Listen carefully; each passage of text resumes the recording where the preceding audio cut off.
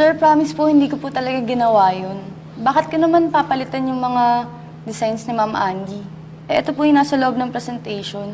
Okay, fine. Kung hindi ikaw, sino? Dahil lahat tayo apektado dito. Wala talaga tayong Christmas party. Tessa, anong nangyari? Ba't nag-quit si Andrea?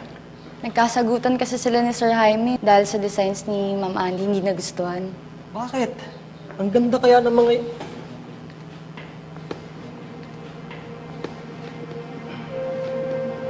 Sir, hindi ito yung mga designs ni Andrea. Alam ko kung anong mga in-sketch niya. Hindi ito yun. Ngayon, kung hindi yan yun, nasa na mga designs niya?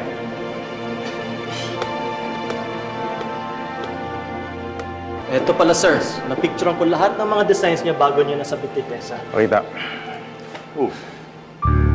Sir, maganda naman po talaga yung mga design ni Andre.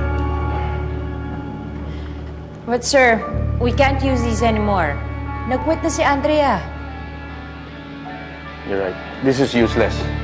Eh, tingnan niyo. Ibang-iba.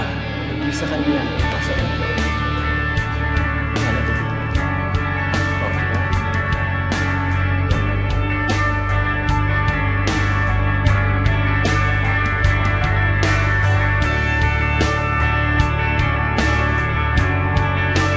Andrea!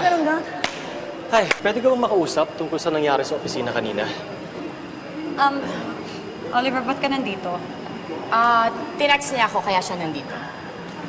Ano bang pag-uusapan natin? Gusto kayong pabalikin ni Sir Jaime. Ha? Bakit?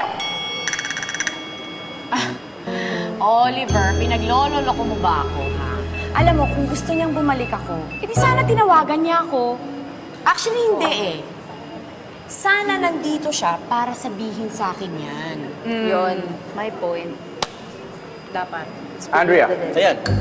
It's true. I need you back in my office. Sorry sir, pero ayoko na.